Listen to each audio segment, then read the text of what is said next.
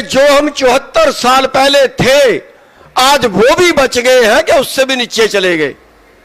अरे 74 साल पहले तो उत्तम खेती थी, उत्तम खेती मध्यम व्यापार। 74 साल पहले तो सोने की चिड़िया थी हिंदुस्तान। आज क्या बचा है? अरे 74 साल पहले किसान अपने बेटे को नौकरी नहीं करवाता था, कह रहा मेरा बेटा किसी के आगे नौकर लगेगा। आज वो स्वाभिमानी किसान अपने बेटे को 10-10 हजार की नौकरी के लिए धक्के खाता है, रिश्वतें देता है। अरे इस देश को सबसे ज्यादा कुर्बानियां देकर आजाद करवाने वाला किसान, आज उसकी हालत देखिए। वो मरे कर्जे में, 2 लाख के, 3 लाख के, 5 लाख के कर्जे में फांसी चढ़े। हर 32 मिनट में एक किसान, हर 32 मिनट में एक किसान कर्जे में मर रहा है। कर्जदार किसानों की फोटोएं लगा दी गई कि ये किसान हमारा कर्जदार है। और उसी देश के अंदर हमने आरटीआई लगा के पूछा कि 500 करोड़ से ज्यादा के कितने डिफॉल्ट रहे में बताया जाए। आरबीआई का जवाब आया कि हम बता नहीं सकते, देश का व्यापार खराब हो जाएगा। 500 करोड़ से ज्यादा जिसने मार लिए उसका नाम देश को नहीं बता सकते। और ये अन्नदाता 2 लाख के कर्जे में इसकी फोटो ला दी गई कि हमारे बैंक का डिफॉल्ट रहे, जैसे इश्तिहारी मुजरम हो। ये आजादी है, इस आजादी के लिए मरे थे। आज हमारा देश भुखमरी में 102वें स्थान पे 107 देशों में। आज 20 करोड़ लोग रात को भूखे सोते हैं इस भारत के अंदर। 74 साल की आजादी के बाद 20 करोड़ लोग भूखे सोते हैं। आज 74 साल बाद इस देश के 80% लोग इलाज कराने में समर्थ नहीं है। आज इस देश में युवा रहना नहीं चाहता, देश को छोड़ के विदेश में जाना चाहता है। यह है आजादी। आज इस देश में एक आदमी एक दिन में 30-35 रुपए की आमदन, सरकार का आंकड़ा है, और दूसरे आदमी की इसी देश में 2150 करोड़ एक दिन की आमदन। ये कौन सी समानता है? इस आजादी के लिए भगत सिंह फांसी पे चढ़ा था, किसने लूटा?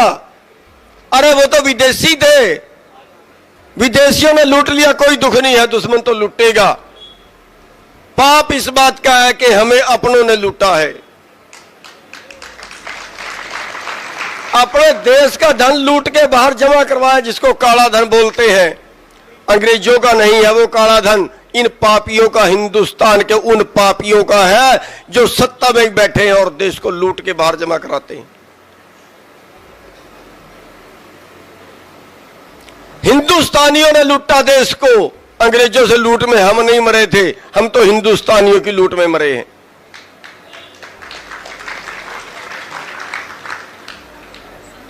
क्या बनाओगे और कब तक इंतजार करोगे और किस बात का इंतजार करोगे? और पढ़ाई का इंतजाम यहां नहीं, इलाज का इंतजाम यहां नहीं, भुखमरी का इंतजाम यहां नहीं, मकान कितने लोगों के पास नहीं है, और एक आदमी के पास है तो एक दिन में 2150 करोड़। किसने बनाया इस देश को ऐसा? अंग्रेजों ने? भूल जाइए, हमारे इन नीतिकारों ने, जिनको वोट हम डालते हैं वोट, वो दोषी नहीं है, उससे ज्यादा दोषी हम हैं। जुल्म करने वाला अगर पापी है तो जुल्म सहने वाला महापापी है।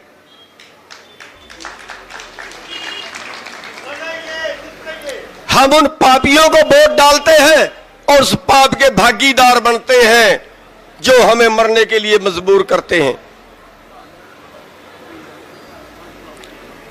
फिर हम कह रहे हैं हम तो अराजनैतिक रहेंगे। रहिए, जरूर रहिए, कोई नहीं बचा सकता। दुनिया में कोई ताकत पैदा नहीं हुई जो आपको बचा ले, कोई नहीं बचा सकता। आपका मरना, आपका रिंज रिंज के मरना तय है। जब तक हम आर पार की करने के लिए नहीं उठेंगे ना, कोई नहीं सुनेगा हमारी। ना हम भिड़ के राजी हैं, ना हम कड़ा आंदोलन करके राजी हैं, ना हम चुनाव लड़के राजी हैं। फिर आपको बचा कौन लेगा? जो खुद अपने आप को नहीं बचाना चाहता उसको तो खुदा भी नहीं बचाता।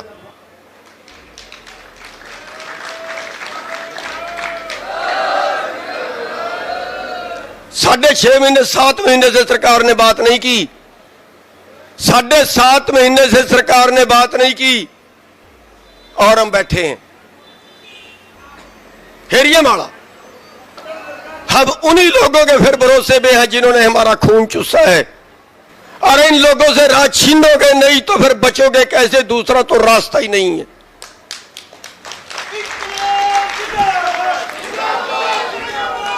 क्या अपने बीच से आप एक पंचायती कैंडिडेट खड़ा नहीं कर सकते? क्या पंजाब के सारे लोग मिलके, क्या पंजाब के सारे किसान और मजदूर मिलके 117 ईमानदार लोग नहीं ढूंढ सकते? अरे मुझे नहीं चाहिए वहां की कुर्सी, मैं वहां इलेक्शन नहीं लड़ने वाला हूं।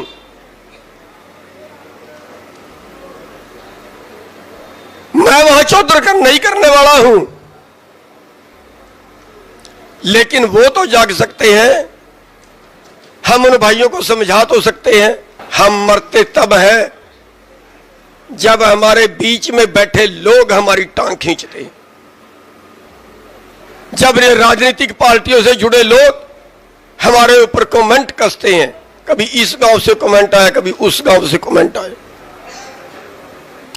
जिन्होंने आंदोलन में कभी हिस्सा नहीं लिया, आंदोलन में कभी आए नहीं, आंदोलन में कोई कुर्बानी नहीं दी, वो घर बैठे कमेंट कसते हैं। मारते हमें वो लोग हैं। बस इसी से पेट में दर्द। और ये दर्द जो है ना, हम दुश्मन से नहीं मरते, कभी नहीं मरते, कभी नहीं मरते दुश्मन से। अगर हम अब जितने बैठे हैं, अभी इरादा कर लेना प्रधानमंत्री का घर घेरेंगे, अभी घेर सकते हैं, कुछ नहीं कर सकता वो।